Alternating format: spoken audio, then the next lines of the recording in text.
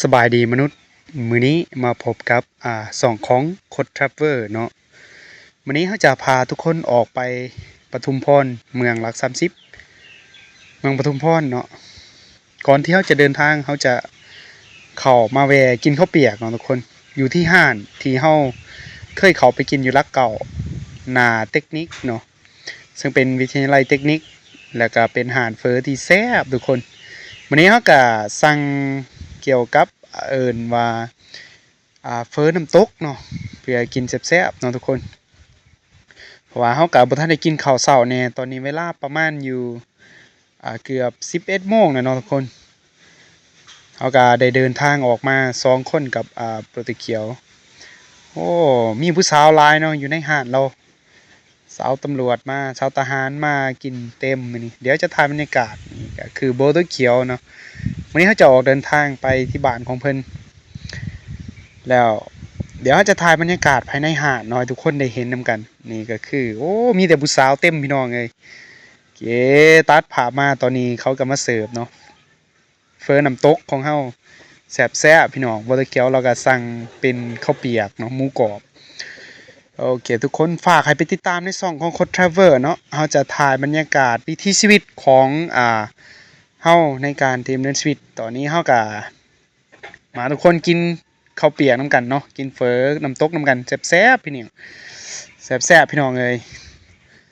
ฝากให้ทุกคนไปติดตามในช่องของเฮาเนาะก็คือคดพาเที่ยวเฮาก็ได้เฮ็ดคลิปเกี่ยวกับการท่องเที่ยวเนาะให้ทุกคนได้เห็นนำกันเด้ทุกคนชีวิตเฮาก็สิประมาณนี้เนาะหลายคนอาจสิถามว่าเจ้าเฮ็ดหยังอยู่อ่าข้อยก็บ่มีหยังเฮ็ดหลายอย่างเนาะข้อยก็ธรรมดาเนาะใช้ชีวิตแบบธรรมดาไปนี่ก็คือบรรยากาศตัดภาพตอนนี้เราก็เดินทางมาฮอดบ้านของโปรตุเกียวเนาะหลัก30ตอนนี้เราก็คือจะออกเดินทางไปเหมือน ไปสวนเนาะไปหน้าจุดประสงค์และเป้าหมายของเราก็คือจะไปตัดไม้ไผ่เนาะทุกคนตอนนี้เราก็ฮอดหน้าเลย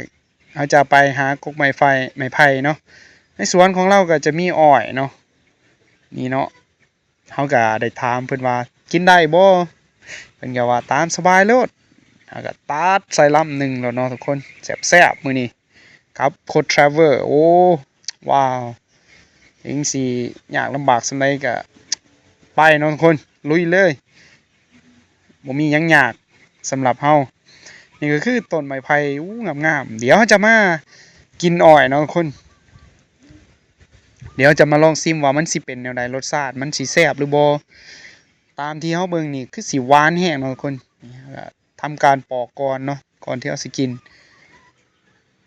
ถ้าน้ำอ้อยเขาขายอยู่ตลาดนี้จอกหนึงนี่15หรือ20,000ได้ทุกคนแต่มื้อนี้เฮากินสดๆเป็นกับปอกเรียบร้อยปอกตัดตึกว้ายฮักจ่อยเนาะทุกคนโอ้ยนี่นะจอห์นสเวเกอร์ โอ้หวานพี่น้องหวานหลายนี่ก็คืออ้อยธรรมชาติเนาะที่เฮาปลูกอยู่หน้าก็แซ่บๆมื้อนี้เนาะโอ้ก็สิประมาณนี้เนาะทุกคนบ่มีหยังหลายในคลิปของเฮาก็สิประมาณนี้วิถีชีวิตและก็การดำเนินชีวิตของข้อยในแต่ละมื้อแต่ละเว้นก็สิประมาณนี้ออกไปสวนออกไปนาก็สิประมาณนี้ตัดภาพหลังจากที่เฮาตัดเรียบร้อยเฮาก็มาเมียนเรียงตามลำดับเนาะอยู่ในรถของเฮาสิออกเดินทางเมื่อเซ่เนาะทุกคนเพราะว่าจุดประสงค์ที่เฮามาตัดใหม่ก็คือเฮาจะเฮ็ดเอิ้นว่าต้นคริสต์มาสเนาะทุกคนตอนนี้ก็ฮอดการเฉลิมฉลองวันคริสต์มาสเฮาก็ได้จัดเตรียมโอเคฝากให้ทุกคนไปติดตามเนาะในช่องของเฮาโดยเฉพาะแม่นช่องโคดพาเที่ยวเฮาจะถ่ายบรรยากาศการไปท่องเที่ยวและการเดินทางของเฮาให้ทุกคนได้เห็นนำกันเนาะทุกคนฝากไปกดไลค์กดแชร์ทุกคนฝากส่องน้อยๆของเฮาด้วยเนาะทุกคนโดยเฉพาะเป็น FC ทางไทยเนาะที่ก็เจ้าคอมเมนต์ไลค์นี่ก็คือขอบใจเนาะบ๊ายบาย